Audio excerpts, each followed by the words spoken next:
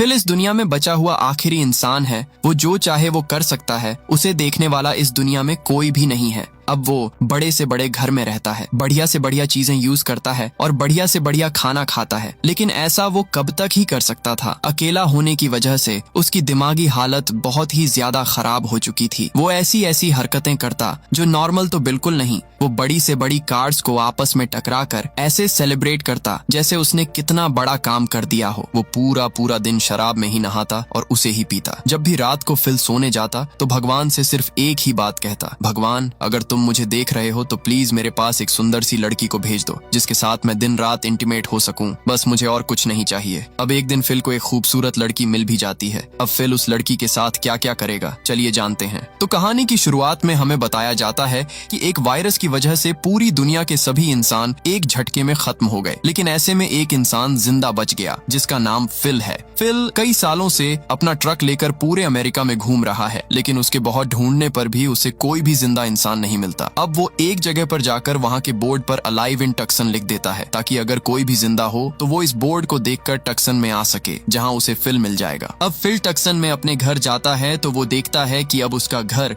बहुत ही ज्यादा गंदा पड़ा है। तभी फिल को याद आता है कि वो तो किसी के घर में भी रह सकता है, उसे रोकने टोकने वाला कोई भी नहीं है। इसके बाद फिल टक्सन के सबसे अमीर आदमी के घर को अपने रहने के लिए चुनता है। वो उस घर में लाकर अपना सारा पसंद का सामान रख देता है जो वो अपने ट्रक में रखकर पूरे अमेरिका से लेकर आया था। रात को सोते वक्त फिल भगवान से यही बात कहता है कि मेरे लिए एक लड़की भेज दो ताकि मैं उसके साथ मिलकर पॉपुलेशन बढ़ा सकूं। अगले दिन पास ही के एक मॉल में जाता है जहां उसने अपनी गन से उसके दरवाजे तोड़े और फिर अंदर चला गया। अंदर जाकर भी वो वहां की चीजों को तोड़ने फोड़ने लगता है और जितना हो सके उतना अपने लिए खाने का सामान लेता है। वहां उसे कुछ एडल्ट मैगजीन भी मिलती हैं जिन्हें वो अपने घर में ले आता है। रास्ते में फिल की एक नजर एक लड़की के स्टैच्यू पर पड़ती है जिसे देखकर वो मनमोहित हो गया, मानो वो उसे रियल समझ रहा हो। अगले कुछ दिनों में फिल अपने आप को बिजी रखने के लिए जो मन में आता उस चीज को तोड़ता, जैसे महंगी महंगी कार्स और भी बहुत सी चीजें। ये ऐसा इसलिए करता है ताकि उसे अकेलापन महसूस ना हो। ऐसे ही करते करते फिल को कई दिन बीत जाते हैं। अब वो अपने आप से बातें भी करने लगा था। आज फिल अपना बर्थडे सेलिब्रेट करता है क्योंकि आज उसका बर्थडे था। ऐसा करते हुए वो अपने कुछ पुराने बर्थडे सेलिब्रेशन को याद करता है जब उसकी फैमिली उसके साथ हुआ करती थी। गुस्सा होकर फिल भगवान से कहता है कि अगर तुम मेरे पास किसी को नहीं भेजने वाले तो कोई बात नहीं, मत भेजो। अब मैं अकेला हूँ, यहीं पर रह लूंगा।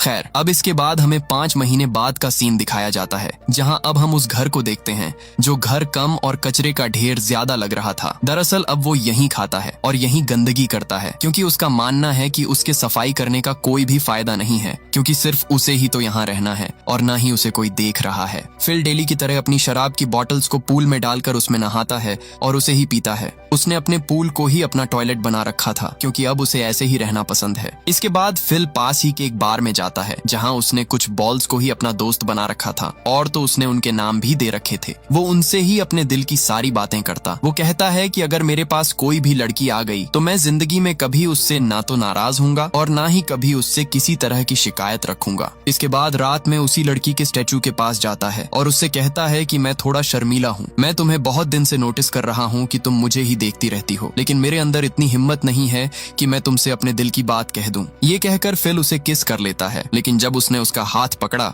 तो उसका हाथ ही टूट गया। ये देखकर फिल अपने भ्रम से बाहर निकल आता है। अब फिल अपनी इस अकेलेपन की जिंदगी से पूरी तरह परेशान हो चुका था। अब वो और ज्यादा इस तरह नहीं रह सकता। आज वो एक पहाड़ पर जाकर वहां पर एक पत्थर पर अपना नाम और अपनी डेट ऑफ बर्थ लिखता है और उसके ऊपर RIP लिखता है। वो अपने बॉल्स दोस्तों से कहता है कि तुमने मेरे रहने में मेरा बहुत साथ दिया और मैं तुम्हें कभी नहीं भूलूंगा, लेकिन अब मैं इस तरह और ज्यादा नहीं रह सकता। इसके बाद वो उन्हें गुड बाय कहकर अपनी गाड़ी में बैठकर अपने आप को खत्म करने के लिए निकल जाता है। वो अपनी गाड़ी को फुल स्पीड में चलाने लगता है। वो अपने आप को खत्म कर ही देता, लेकिन तभी उसे कुछ दिखाई देता है। उसने अपनी गाड़ी से निकलकर देखा तो दूर कहीं पर धुआं निकल रहा था। ये देखकर फिल के मन में जीने की उम्मीद जाग गई। उसे पता था कि जरूर वहाँ पर कोई न कोई जिंदा है। इसके बाद वो जल्दी से उस जगह पर जाता है। वहाँ उसे कुछ सामान और किसी लड़की के कपड़े दिखाई देते हैं। वो उन्हें देखकर पागलों की तरह उन्हें सूंघने लगता है और तभी वो बेहोश हो जाता है। उसकी जब आंख खुली तो वो एक खूबसूरत लड़की की गोद में लेटा हुआ था। वो लड़की फिल को देखकर खुश थी और फिल को भी उसे देखकर अपनी आंखों पर विश्वास नहीं हो रहा था। वो उससे कहती है कि मुझे यकीन नहीं हो रहा कि तुमने मुझे ढूंढ लिया। ये कहकर वो लड़की फिल को किस कर लेती है। लेकिन फिर जब एक बार फिर से फिल की आंख खुलती है तो एक औरत उसे सीपीआर दे रही थी, जो देखने में ज्यादा खूबसूरत नहीं थी और उसकी उम्र भी फिल से ज्यादा थी। वो फिल से कहती है, तुम बेहोश हो गए थे इसलिए मैं तुम्हें सीपीआर दे रही थी, और तो और तुमने अपने अंडरवेयर में ही टॉयलेट कर लिया था। तब फिल कहता है, मैंने टॉयलेट नहीं किया था, बल्कि वो तो मेरे पूल के पानी की वजह से गीला था। इसके बाद वो उसकी तरफ बढ़ने लगता है, लेकिन वो औरत अपनी गन निकाल कर उससे कहने लगती है, मुझसे दूर रहो और मेरे कपड़े नीचे रखो। तब फिल भी ऐसा ही करता है। इसके बाद वो औरत फिल से पूछती है कि क्या तुम अच्छे इंसान हो? तब फिल कहता है, हाँ मैं अच्छा इंसान हूँ, तुम्हें मुझसे डरने की कोई भी जरूरत नहीं है। तब वो औरत कहती है, क्या तुम ही वही इंसान हो जिसने अलाइव इन टक्सन लिखा था? तब फिल कहता है, हाँ मैं वही हूँ। दरअसल बात ये है कि मैंने पिछले 2 सालों से किसी को भी नहीं देखा, तो मुझे नहीं पता कि मुझे किसी के सामने कैसे पेश आना चाहिए। प्लीज मेरा यकीन करो, मैं अच्छा इंसान हूँ। तब वो औरत भी मान जाती है और उसे अपना नाम कैरोल बताती है। इसके बाद ये दोनों एक जगह पर बैठकर बातें करते हैं और कैरोल इन दोनों के लिए कॉफी बनाती है और बताती है कि मैं भी किसी जिंदा इंसान की तलाश में भटक रही थी। कैरोल को देखकर फिल के अरमानों पर पानी फिर चुका था। उसने तो सोचा था कि कोई सुंदर लड़की होगी, लेकिन ये तो निकली एक बूढ़ी औरत। खैर, इसके बाद फिल कैरोल को अपना घर दिखाने के लिए लेकर जाता है। रास्ते में फिल किसी भी ट्रैफिक रूल्स का पालन नहीं कर रहा था। ये देखकर कैरोल उसे ऐसा करने से मना करती है। तब फिल भी कैरोल के कहने पर ऐसा ही करता है। इसके बाद वो दोनों फिल के घर पहुंच जाते हैं, जहां फिल उसे अपना गार्बेज पूल, टॉयलेट पूल और शराब वाला पूल दिखाता है। इसके बाद फिल उसे अपने घर के अंदर लेकर जाता है, जहाँ उसके घर की हालत देखकर कैरोल दंग रह जाती है कि आखिर एक इंसान ऐसे कचरे में कैसे रह सकता है। यहाँ फिल कैरोल को अपनी लाई हुई पेंटिंग्स दिखाता है, जो बहुत ही कीमती थी और उसने वो चुराई थी। अब कैरोल यहाँ फिल से उन मैगजीन के बारे में पूछती है, जिस पर फिल उसे बताता है कि ये सब एडल्ट मैगजीन हैं, जिन्हें मैं कभी कभी अकेला फील होने पर पढ़ता हूँ। कैरोल उससे कहती है कि मुझे लगता है कि तुम एक थरकी किस्म के इंसान हो। ये बात सुनकर फिल को गुस्सा आ गया और वो कैरोल को वापस से उसी जगह पर छोड़ आता है जहाँ से वो उसे लेकर आया था। अगली सुबह जब फिल उठता है तो वो देखता है कि कैरोल उसके घर की सफाई कर रही है। फिल उससे कहने लगता है कि तुम मुझसे बिना पूछे मेरे घर की सफाई क्यों कर रही हो? तब गुस्से में कैरोल सारा कचरा वहीं पर गिरा देती है। फिल उससे कहता है कि अच्छा चलो बताओ, हम इसे किस तरह साफ कर सकते हैं? जिस पर कैरोल उसे बताती है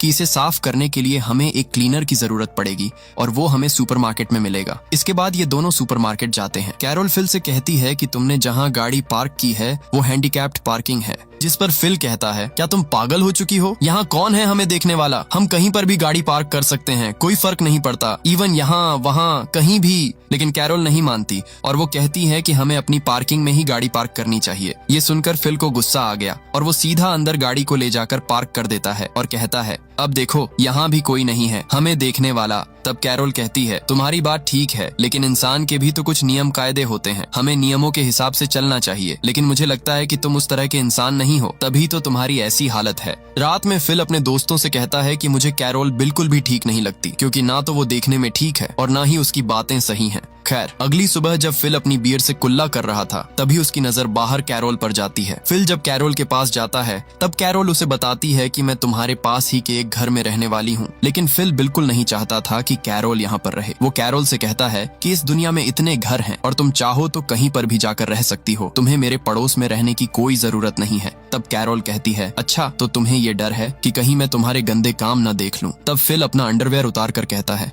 लो अब इससे गंदा काम तुम नहीं देख सकती। लेकिन कैरोल को फिर भी कोई असर नहीं पड़ता। वो कहती है, देखो मुझे लगता है कि भगवान ने हम दोनों को किसी मकसद से इस दुनिया पर बचा कर रखा है। अब हमारी जिम्मेदारी है कि हम लोग मिलकर इस दुनिया की पॉपुलेशन को बढ़ाएं। लेकिन फिल साफ साफ कह देता है कि अगर ऐसी बात है तो तुम सुन लो, अगर तुम इस दुनिया की आखिरी महिला भी हो तब भी मैं तुम्हारे साथ इंटीमेट नहीं होने वाला। ये कहकर फिल वहाँ से चला जाता है। इसके बाद जब फिल अपने टॉयलेट में होता है तभी उसके पास कैरोल आती है। फिल उसे देखकर डर गया। कैरोल कहती है, फिल मुझे तुम्हारी कुछ हेल्प चाहिए। मैंने अपने गार्डन में कुछ वेजिटेबल उगाए हैं जिनमें डालने के लिए मुझे पानी वहां तक पहुंचाना होगा। फिल कहता है, तुम कुछ भी करो लेकिन मैं तुम्हारी कोई भी मदद नहीं करने वाला। तब कैरोल उसे एक टमाटर निकाल कर दिखाती है जो बिल्कुल फ्रेश था। कैरोल कहती है, देख लो, अगर तुम मेरी मदद करोगे तो तुम्हें भी मेरे साथ फ्रेश वेजिटेबल खाने को मिलेंगे। लेकिन फिल साफ साफ मना कर देता है। इसके बाद जब अंदर जाकर फिल अपना कई महीनों का रखा हुआ टोमेटो पेस्ट खाता है तो उसका स्वाद बिल्कुल खराब था। ये देखकर फिल रात को कैरोल के गार्डन में जाकर टमाटर खाने लगता लगता है। अगली सुबह कैरोल फिल के पास आती है और उससे कहती है, तुम्हें बिल्कुल भी शर्म नहीं आई मेरे टमाटर खाते हुए, जबकि तुमने मेरी हेल्प भी नहीं की। लेकिन फिल झूठ बोलते हुए कहता है कि मैंने ऐसा कुछ नहीं किया। तब कैरोल उसे सबूत देते हुए कहती है, कम से कम झूठ तो सही से बोलना सीख जाओ। इसके बाद जब वो जा रही होती है तब फिल उसके पैर की चोट देख लेता है जो उसे गार्डन के चक्कर में लगी थी। इसके बाद जब वो कैरोल के पास जाता है तो वो देखता है कि अब कैरोल ने भी अपने पूल को ही अपना टॉयलेट बना लिया है। कैरोल कहती है, फिल मैं गलत थी, क्योंकि अब मुझे लगता है कि भगवान ने हमें दुनिया को आगे बढ़ाने के लिए नहीं चुना है, क्योंकि हम दोनों क्या ही कर सकते हैं। और मैंने भी ये फैसला कर लिया है कि मैं भी तुम्हारी तरह हर जगह गंदगी करूंगी। साफ सफाई करने का कोई फायदा नहीं है। कैरोल के मुंह से ऐसी बातें सुनकर फिल हैरान था और निराश भी, क्योंकि उसकी वजह से ही कैरोल ऐसा सोच रही है। अब वो फैसला करता है कि वो कैरोल की मदद करेगा। इसलिए वो टक्सन के मेन वाटर सोर्स के पास जाता है और वहां से बड़ी मुश्किल से एक पाइप लगाकर उसे किसी तरह रात भर मेहनत करके कैरोल के गार्डन तक पहुंचाता है। सुबह को जब ये चीज कैरोल देखती है तो वो बहुत ही खुश होती है, क्योंकि अब उसके मुरझाए हुए पौधे हरे भरे हो गए थे। कैरोल फिल से कहती है, क्या आज रात हम लोग साथ में डिनर करें? तब फिल भी मान जाता है। इसके बाद जब ये लोग रात को खाना खा रहे थे तब कैरोल कहती है, मुझे लगता है कि हम दोनों साथ में अच्छे से रह सकते हैं और अब हमें ही पॉपुलेशन को बढ़ाना होगा। तब फिल भी उसकी बातों को समझ जाता है और कहता है, चलो ठीक है, अगर तुम मेरे साथ इंटीमेट होना चाहती हो तो मैं तैयार हूँ। वैसे भी फिल कैरोल के साथ इंटीमेट होना चाहता था, लेकिन कैरोल कहती है कि मैं तुम्हारे साथ ऐसे इंटीमेट नहीं होंगी, बल्कि पहले मैं तुम्हारे साथ शादी करना चाहती हूँ और फिर हम ये सब कर सकते हैं। ये सुनकर फिल ऐसा करने से साफ साफ मना कर देता है और वहां से जाने लगता है। लेकिन तभी फिल को याद आता है कि ऐसे तो वो कभी उसके साथ इंटीमेट ही नहीं हो पाएगा। इसलिए वो कैरोल की बात मानते हुए उसके साथ शादी करने के लिए तैयार हो जाता है, जिससे कैरोल बहुत खुश होती है। लेकिन फिल इस चीज से ज्यादा खुश नहीं था, क्योंकि उसे शादी से कोई मतलब ही नहीं था। इसके बाद कैरोल और फिल जाकर चर्च में शादी कर लेते हैं। लेकिन जब वो लोग बाहर आए तो फिल ने देखा कि वहां पर काफी सारे लोग अभी भी जिंदा हैं और तभी फिल की आंख खुलती है और हमें पता चलता है कि ये सब सिर्फ फिल का एक सपना था। तभी रात में ही कैरोल फिल के लिए कुछ खाना लाती है जो उसने अपने हाथों से बनाया था। दरअसल कैरोल को अब फिल की बहुत चिंता है और वो हर तरीके से उसका ख्याल रखेगी। कैरोल फिल से कहती है, अब क्योंकि यहाँ पर कोई नहीं है इसलिए हम दोनों में से किसी को प्रेसिडेंट बनना होगा।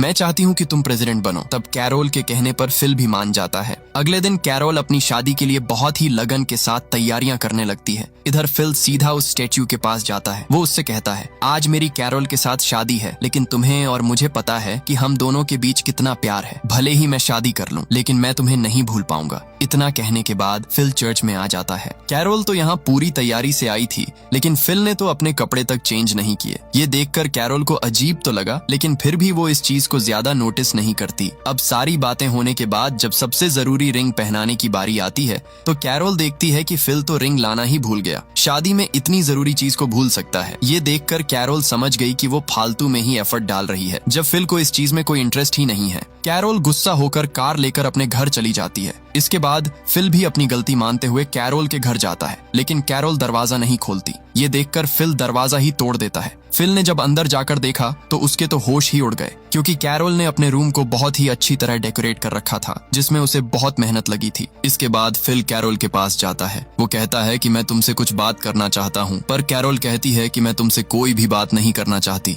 फिल कहता है, देखो मैंने जो किया मुझे ऐसा नहीं करना चाहिए था, इसके लिए मैं शर्मिंदा हूँ, लेकिन जैसा तुम सोचती हो वैसा मैं तुम्हारे बारे में कुछ भी नहीं सोचता। दरअसल बात यह है कि मैं काफी वक्त से अकेला रह रहा था, तो मेरी दिमागी हालत भी खराब हो गई थी, इसलिए मुझे किसी भी चीज में इंटरेस्ट नहीं आता, लेकिन अब हम दोनों एक साथ रह सकते हैं। फिल की ऐसी बातें सुनकर कैरोल भी उसे माफ कर देती है। इसके बाद फिल कैरोल को एक ज्वेलरी शॉप में लेकर जाता है, जहाँ से कैरोल बहुत सी रिंग सिलेक्ट करती है और फिर फिल चर्च में जाकर कैरोल को सारी रिंग पहना देता है और अब फाइनली इनकी शादी हो जाती है। रात में ये दोनों एक दूसरे के साथ इंटीमेट होते हैं, लेकिन फिल को इस चीज में ज्यादा फील नहीं आ रहा था। इसके बाद अगले दिन कैरोल भी फिल के साथ मिलकर वो सारे पागलपन वाले काम करती है जो फिल करता था। कैरोल को भी इसमें मजा आता है। फिर फिल कैरोल को अपनी स्टैच्यू गर्लफ्रेंड से मिलवाता है, जिसे देखकर कैरोल गुस्से में उसे तोड़ देती है। इसके बाद जब ये लोग गाड़ी से कहीं जा रहे थे तभी उनकी गाड़ी से एक दूसरी गाड़ी टकरा जाती है। फिल जब बाहर निकलकर देखता है तो उस गाड़ी में से एक खूबसूरत लड़की निकलती है। उसे देखकर फिल एकदम सुन्न रह गया। उसे समझ नहीं आ रहा था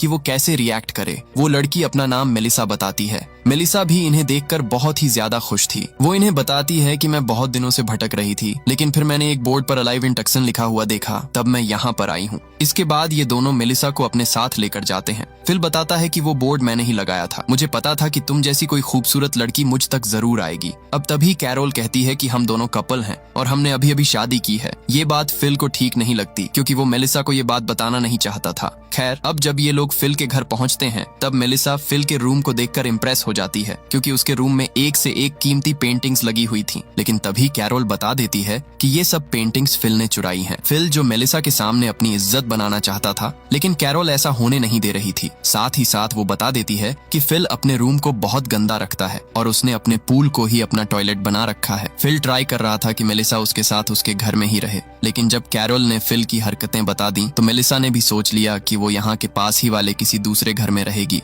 खैर, अब ये लोग फैसला करते हैं कि ये लोग आज रात का डिनर साथ में ही करेंगे। रात को जब कैरोल और मेलिसा बात कर रहे होते हैं तभी उनके सामने फिल आता है, जिसका हुलिया पूरी तरीके से चेंज हो चुका था। उसकी जो लंबी लंबी दाढ़ी थी उसने वो काट ली थी। दरअसल फिल ये सब मेलिसा को इम्प्रेस करने के लिए कर रहा था, पर ये लुक ना तो कैरोल को ठीक लगता है और ना ही मेलिसा को। इसके बाद जब ये तीनों डिनर कर रहे थे तभी फिल मेलिसा के साथ फ्लर्ट करने की कोशिश करता है, लेकिन कैरोल बीच में टांग अड़ा रही थी। मेलिसा बताती है कि मैं पहले रियल एस्टेट में काम करती थी और मेरी शादी भी हो गई थी, लेकिन मेरा हस्बैंड मुझे धोखा देकर किसी और औरत के साथ रहता था। उसकी इसी वजह से मैंने उसे डिवोर्स दे दिया। फिल भी मेलिसा की हर बात पर कहता है कि हाँ, तुमने बिल्कुल सही किया। इसके बाद जब ये लोग सोने के लिए जाते हैं तब कैरोल फिल को अपने साथ चलने के लिए कहती है ताकि ये लोग इंटीमेट हो सकें, लेकिन फिल साफ साफ मना कर देता है और कहता है, देखो, बात कुछ ऐसी है कि मैं अभी ये सब नहीं कर सकता क्योंकि मेरा मन नहीं है और मुझे कुछ भी ठीक नहीं लग रहा। हम लोग कभी और ये काम कर लेंगे। तब कैरोल फिल से कहती है, कहीं ये बात तो नहीं है कि तुम मेलिसा को तो पसंद नहीं करने लग गए।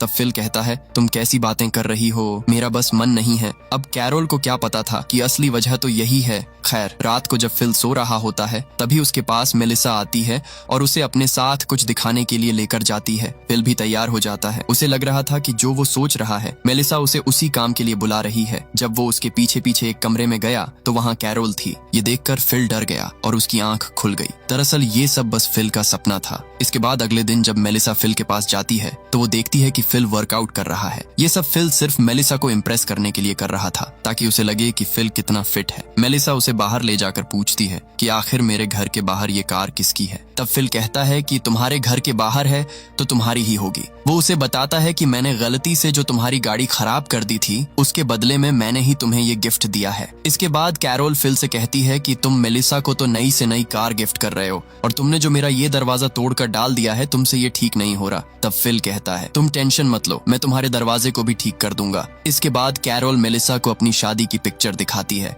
जो उसने खुद बनाई थी। अब जब फिल कैरोल का दरवाजा ठीक कर रहा था तभी उसके पास मेलिसा आती है। वो फिल से कहती है कि अगर तुम्हारे पास टाइम हो तो तुम दोनों मेरे घर बियर पीने के लिए आ जाना। तब फिल कहता है, हाँ क्यों नहीं, आखिर मैं तुम्हारी बात को मना कैसे कर सकता हूँ। लेकिन फिल उससे झूठ बोलता है कि कैरोल की तबीयत खराब है और वो नहीं आ सकती। ये कहकर वो अकेला ही उसके घर चला जाता है। मेलिसा यहाँ फिल से कहती है कि जैसा मैं तुम्हें समझ रही थी वैसा तुम नहीं हो, बल्कि तुम तो बहुत अच्छे इंसान हो। बियर पीने की वजह से अब मेलिसा को थोड़ा थोड़ा नशा होने लगा था और वो नशे में फिल से कहती है, वैसे अगर तुम और कैरोल शादीशुदा नहीं होते तो हम दोनों के बीच कुछ हो सकता था, लेकिन अब क्या ही कर सकते हैं, छोड़ो। अब क्योंकि तुम दुनिया में आखिरी इंसान हो इसलिए मैं भी तुम्हारे साथ रह सकती थी। मेलिसा वो सारी बातें कहती है जो फिल सुनना चाहता था। अब फिल भी ठान लेता है कि वो मेलिसा के साथ रहेगा, इसलिए वो कैरोल को डिवोर्स देने के लिए उसके पास जाता है। लेकिन कैरोल तो बहुत ही मेहनत के साथ उसकी और फिल की शादी का वेडिंग बोर्ड बना रही थी। अब फिल बुरी तरह फंस चुका है। मेलिसा के साथ रहने का उसका मन है